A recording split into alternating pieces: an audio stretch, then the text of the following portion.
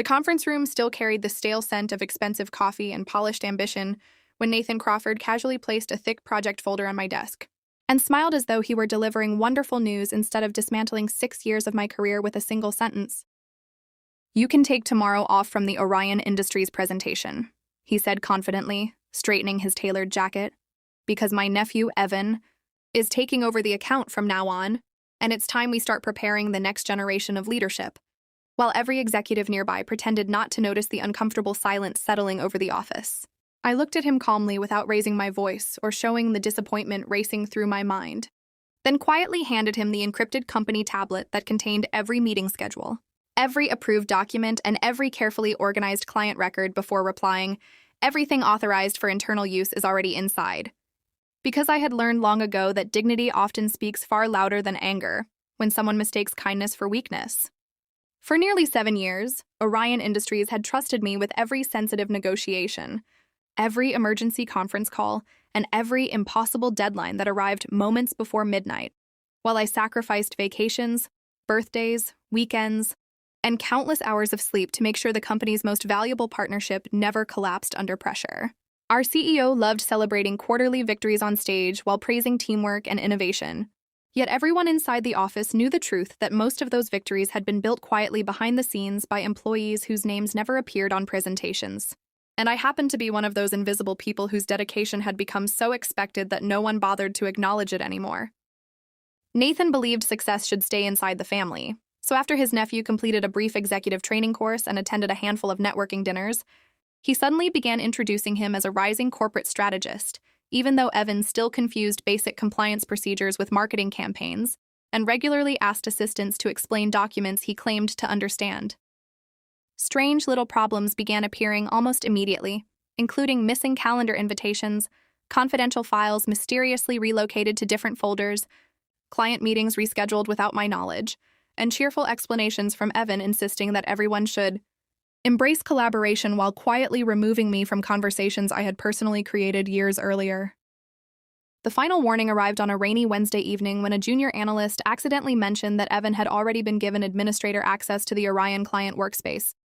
and was preparing a new leadership announcement, even though nobody had informed me that my responsibilities had officially changed.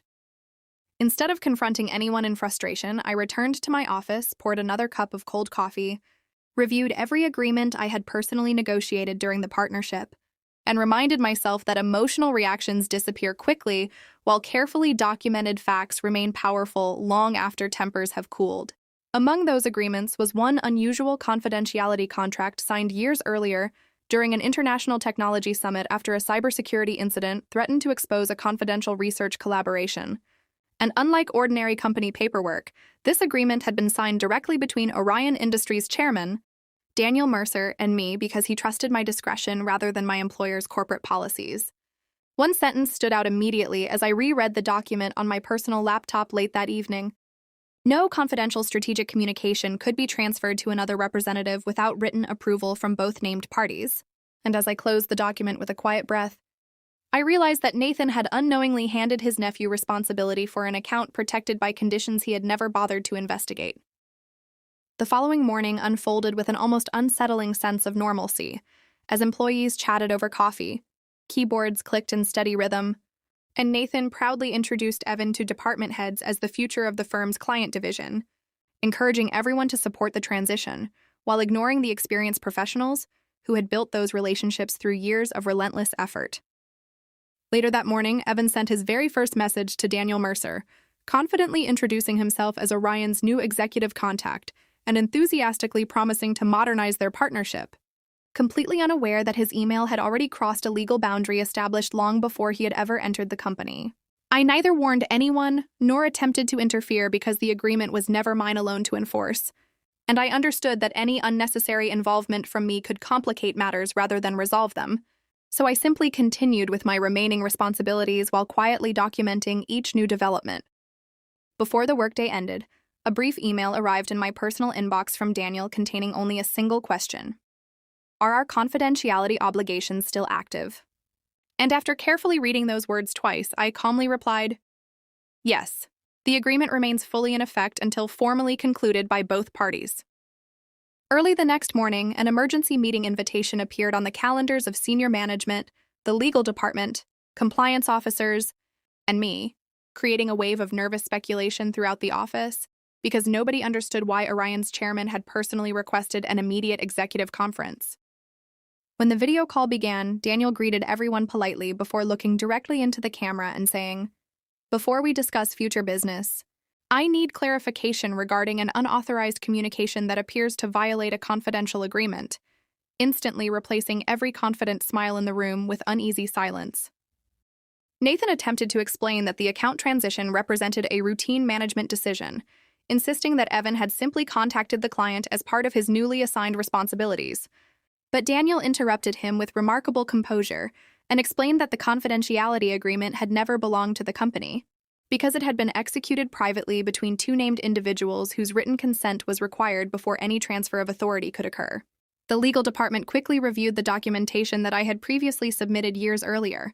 and within minutes, the atmosphere inside the conference room shifted from casual confidence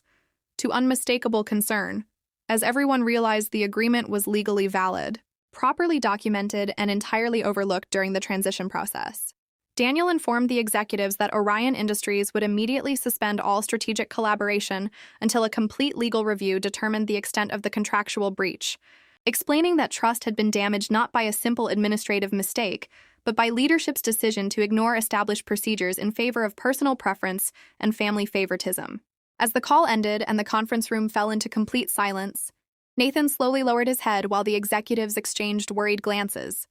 finally understanding that one careless decision driven by nepotism had placed years of hard-earned business relationships, corporate credibility, and future opportunities in serious jeopardy. The internal investigation began the following Monday with independent compliance officers reviewing months of emails, access logs, presentation drafts, and approval records, and every document painted the same unmistakable picture that critical procedures had been ignored during the rushed transition, simply because senior leadership assumed experience could be replaced by family connections. As investigators interviewed employees from every department, several team members quietly admitted they had questioned the sudden promotion behind closed doors, but had remained silent out of fear that speaking against Nathan's decisions would damage their own careers, revealing a workplace culture where loyalty to management had slowly become more important than accountability. During one particularly difficult review session, the company's board examined archived presentations and discovered that confidential planning material connected to Orion's future expansion strategy had been incorporated into internal executive briefings without the required legal authorization, creating unnecessary business risks that could have been completely avoided if established compliance procedures had been followed from the beginning. Evan finally realized the seriousness of the situation and admitted that he had trusted every instruction given to him without understanding the legal responsibilities attached to the account. While Nathan sat in complete silence, knowing that his determination to favor family over qualified leadership had placed countless employees and years of hard-earned trust in jeopardy. Several days later, the board announced sweeping organizational reforms that included mandatory compliance training for every executive, stricter approval requirements for leadership appointments, and an independent review process for all sensitive client transitions so that no future decision could bypass legal safeguards or professional standards. Nathan resigned before the final disciplinary hearing concluded. Evan accepted a non-managerial position to rebuild his experience from the ground up, and many employees quietly described the outcome as a painful but necessary reminder that leadership must always be earned through integrity, preparation, and consistent performance rather than personal relationships. A week after the investigation ended, I received a handwritten letter from Daniel Mercer, thanking me for protecting the confidentiality agreement, with professionalism and restraint even when doing so offered no immediate personal reward, explaining that genuine integrity is measured not by how someone behaves when they are celebrated, but by how they conduct themselves when they are treated unfairly. Although I chose not to return to my former position, I accepted an invitation to help build a new strategic consulting practice where transparency, ethical leadership, and respect for experienced professionals formed the foundation of every decision, allowing me to begin a new chapter with confidence instead of resentment. Looking back, I realized that careers are not truly defined by promotions, impressive office titles, or executive speeches, but by the principles people refuse to compromise when faced with unfairness, because honesty, patience, and professionalism often become the strongest response to arrogance and short-sighted leadership. Please subscribe to our channel and share this video with your friends and family. We create entertaining and inspiring stories for our viewers, and your support helps us continue making great content for you.